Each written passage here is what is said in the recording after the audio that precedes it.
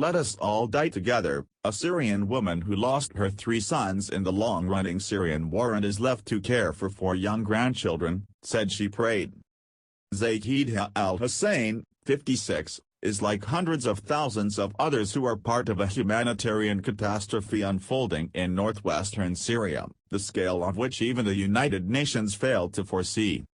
"I prayed, I asked God that we all die together," the 56-year-old grandmother told NBC News. "The regime and Russians killed millions of Syrians, let us be the next." As Russian-backed Syrian government forces accelerated their campaign to retake the Idlib province, the country's last rebel stronghold, al-Hussein was forced to flee her rural village of Mar Shorin. She is one of more than 948,000 people, the vast majority women and children, who have been displaced by the fighting and indiscriminate attacks in the region since December 1, according to the United Nations. The United Nations Children's Fund, UNICEF, has said it received reports that at least 9 children and 3 teachers were killed as 10 schools and kindergartens came under attack in Idlib on Tuesday. As the front lines grow closer, many are pushing north toward the border with Turkey. But that has been closed to Syrian refugees since 2015. Turkish President Recep Tayyip Erdogan has demanded that forces loyal to Syrian President Bashar al-Assad pull back to previously agreed positions by the end of the month. Erdogan has threatened that his forces will intervene unless they do so. In recent weeks, Ankara has beefed up its presence in the region, sending hundreds of military vehicles and troops into Idlib province, according to the Associated Press. Erdogan's primary objective in Idlib is to ensure that there is not another large flow of Syrian refugees across the border, analysts have told NBC News. The country is already struggling with the 3.6 million Syrian refugees it currently hosts. While his forces are attempting to seal the border on the Syrian side, after 33 Turkish soldiers were killed in an attack in Syria last week, Erdogan opened his borders with Europe.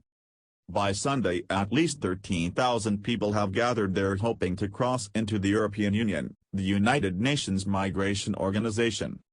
Meanwhile in Syria, al-Hussein, who has lost 3 sons in nearly 9 years of war and has been left to care for 4 of her grandchildren, said she did not know what will happen to us if the Syrian army takes over the border.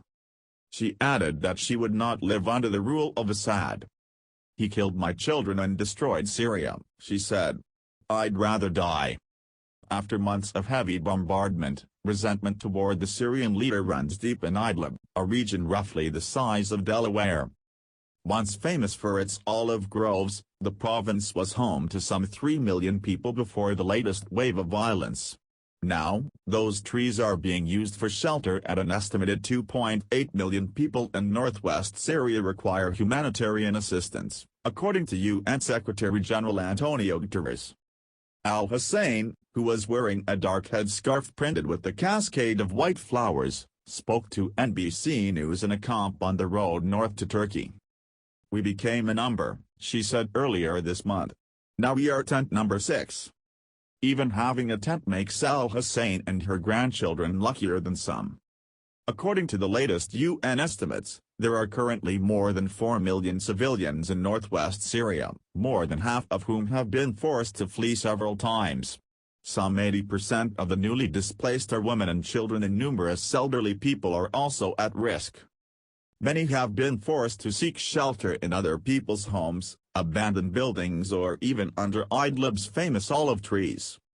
The speed of the front lines movement has been quite dramatic for a lot of the people, and it's forcing them into areas where there is such limited space, said Sally Thomas, a project coordinator for Idlib at Doctors Without Borders. Saddam al-Jabal, who said he was around 12 years old, is among those who had to seek alternative forms of shelter after heavy airstrikes near his village of Al-Ais in December. Since then, he has been living along with his mother and 3 younger siblings in a cave traditionally used to shelter livestock. By day, Saddam spends his time picking through a landfill looking for paper and plastic to burn. "We can put it in a heater and at the same time we use it for cooking because we don't have gas," he said. His mother, meanwhile, searches for aluminium which they can sell to buy food. Families were burning anything they could find as they battled February's freezing temperatures, Thomas, of Doctors Without Borders, said. One family had suffocated in their sleep because they had burnt toxic materials to keep warm, she added. Those without access to fuel are dying too. Young children are freezing to death, the UN sector was warned in a statement last week. UNICEF said it could not confirm how many had died in this way, but it had verified that 77 children were killed or injured due to the escalation of violence in northwest Syria. Countless more have been killed since the conflict began in 2011. Others like Fadia, al-Hussain's 11-year-old granddaughter, have had their education interrupted by conflict and their childhoods cut short. I wish I could go back to school, Fadia said. I miss my friends, I want to play with them and hang out and have fun. Fadia, whose father was killed in a rocket attack and whose mother since remarried, is also having trouble with her eyesight, but the family can no longer afford doctor's fees, her grandmother said. Besides, it is difficult for her to regularly visit a doctor as the family has been moving from village to village for the past 2 years. Others were also worried about the advancing regime forces. On a daily basis, fear surrounds us on all sides, Fadel Kanab, a father of 5 and who is in his late 50s, said at a camp north of Idlib city. While he hoped he might make it to Turkey or even Europe, he said he would rather return to my village and the land he farmed. I grew up with its trees, day after day, he said.